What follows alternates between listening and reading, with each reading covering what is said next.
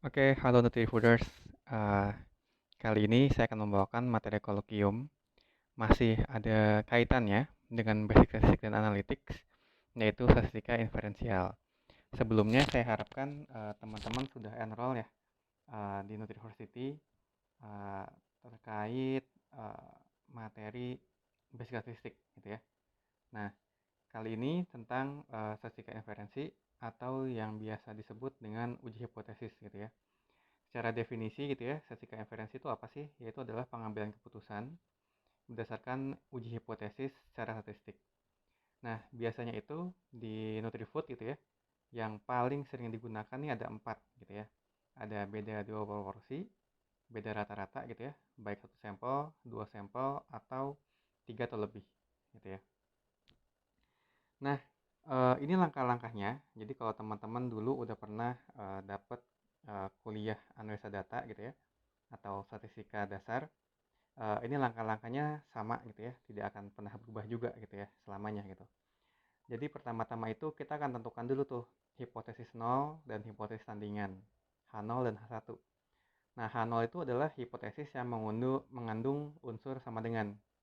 Jadi misalkan nih teman-teman pengen ukur ya, ada treatment gitu misalkan. Nah, itu treatmentnya itu ada ngaruhnya atau enggak gitu ya, berefek atau enggak. Nah, itu nanti berarti H0-nya adalah before afternya tuh sama gitu ya. H1-nya itu bisa jadi lebih besar atau lebih kecil gitu ya. Jadi H0 itu selalu ada unsur sama dengannya gitu. Lalu kita hitung nanti statistika ujinya atau p value gitu ya. Nanti kita akan mengambil kesimpulan dari uh, tolak H0 jika p value kurang dari 0,05. Nah, kenapa yang dipilih itu 0,05 gitu ya. Nah, jadi itu kalau 0,05 itu angka yang paling umum digunakan gitu ya. Bisa sih dibikin lebih kecil atau lebih besar, tergantung kita mau seberapa akurat uh, pengujiannya gitu ya. Tapi untuk kasus di Nutrifood, kasus social science, kita cukup pakai yang 0,05 gitu ya. Lalu nanti langkah terakhir tinggal tuliskan kesimpulan dengan kalimat yang non matematis. Nah, ini contoh gitu ya. Ini contoh misalkan kita pengen bikin pasang iklan lah ya. Kita pengen pasang iklan di net dan di Indosiar. Yang nonton net ada sekian persen, yang nonton Indosiar sekian persen. Nah, kalau pertanyaannya adalah di mana sebaiknya kita pasang iklan gitu ya. Jadi persentase yang tinggi gitu ya, walaupun net itu lebih tinggi persentasenya, itu kita nggak bisa bilang ya udah pasang iklan di net aja gitu ya, karena memang harus dicek signifikan atau enggak perbedaannya. Nah, ini adalah salah satu contoh yaitu uji beda dua proporsi gitu.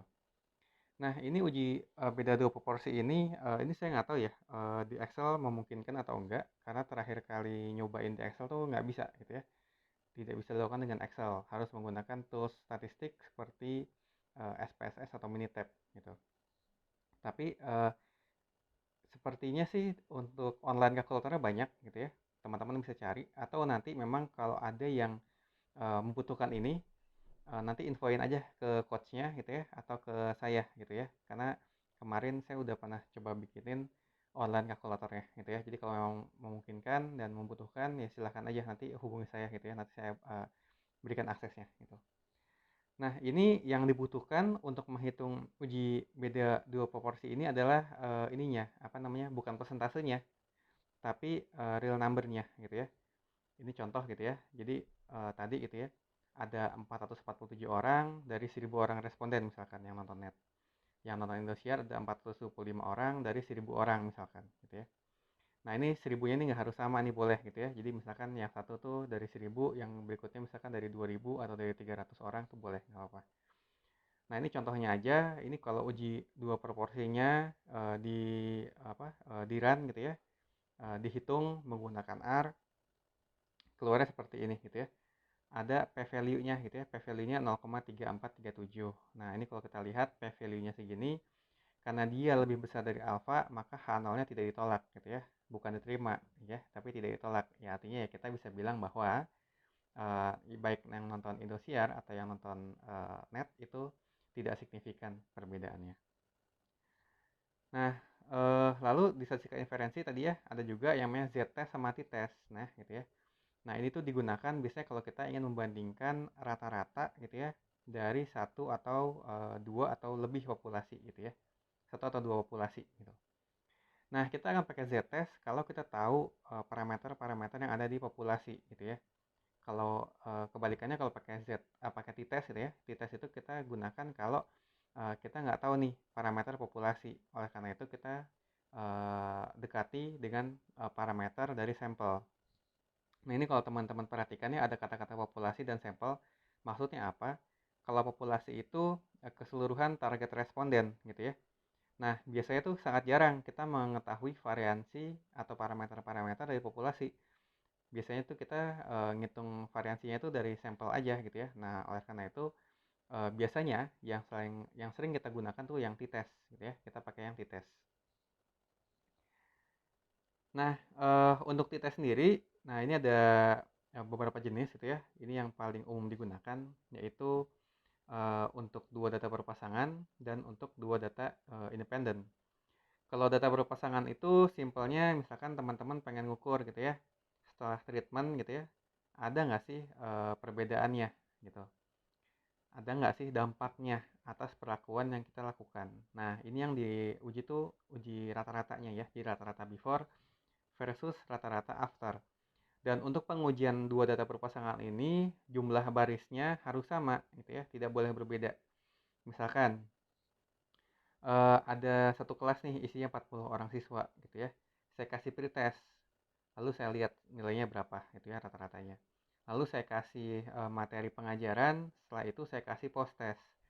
Nah, misalkan kita mau ngukur nih, ada nggak sih dampak dari pemberian materi pengajaran gitu ya. Jadi kan kita bandingkan tuh before-nya pada saat pretest berapa nilainya dan post testnya berapa nilainya. Nah, ini menggunakan ada dua data perpasangan.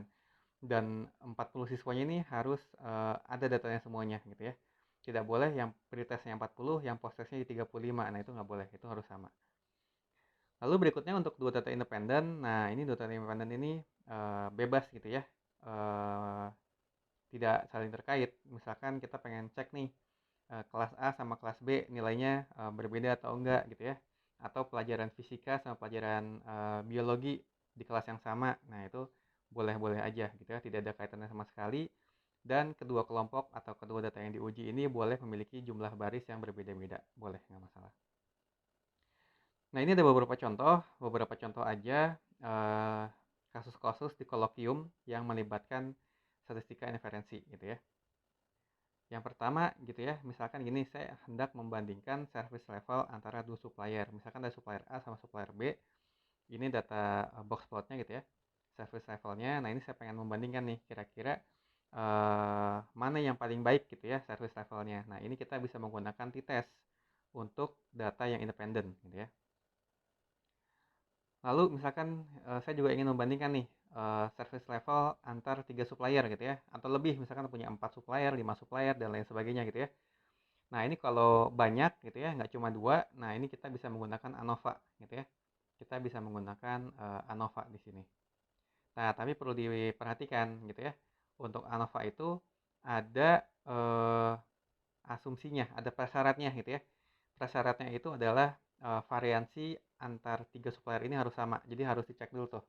Cek kesamaan variansi, baru lakukan ANOVA gitu ya. Cek variansinya namanya Levin ya, Levin test gitu ya. Dicek dulu pakai Levin test, kalau lolos gitu ya, oke, baru kita masuk ke ANOVA. Nah, bagaimana kalau dari Levin testnya itu nggak lolos gitu ya, variansinya nggak sama gitu ya, nah itu ANOVA-nya nggak bisa dipakai. Nah, kita bisa menggunakan uji yang lain gitu ya, nanti akan saya sebutkan uji yang lain itu seperti apa. Lalu nih, kita juga bisa nih, misalkan saya cuma punya satu data doang nih, dari satu supplier gitu ya, saya pengen cek nih, service levelnya itu udah sesuai spek kita belum gitu ya. Nah, contohnya nih, misalkan ini ada sebaran datanya, yang garis merahnya itu speknya kita gitu ya. Kan kalau dilihat nih datanya ini nih paling banyak di sebelah kiri ya, di bawah spek gitu ya. Nah, ini kita bisa cek nanti nih. Secara statistik tuh gimana? Apakah signifikan atau enggak gitu ya. Kalau signifikan ya artinya suppliernya nggak bagus nih gitu ya. Dia paling banyak tuh di bawah spek gitu ya. Under spek lah gitu ya, bukannya di atas spek gitu ya. Atau contoh 4 nih, kita pengen melihat gitu ya, improvement yang dilakukan itu menaikkan sales atau enggak. Nah, ini yang paling sering dilakukan nih biasanya sama teman-teman sales atau area marketing gitu ya. perlakuan atau treatment di satu kota, di satu daerah gitu ya, itu menaikkan sales atau enggak. Nah, ini kita bisa menggunakan uji data berpasangan gitu ya, pakai t-test gitu ya. Nah, ada juga gitu ya. Jadi tadi kalau yang saya sebutkan tadi ya, uji T, uji Z, ANOVA dan lain sebagainya itu adalah uji parametrik gitu ya.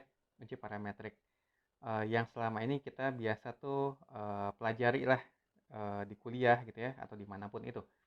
Nah, ada juga yang namanya itu uji non parametrik. Nah, uji non parametrik ini tuh kebalikannya gitu ya. Jadi kalau uji parametrik itu kita bisa melakukan kalau datanya banyak, datanya n di atas 30 dan distribusinya itu diketahui gitu ya, bisa normal, bisa binomial, Poisson dan lain sebagainya gitu ya.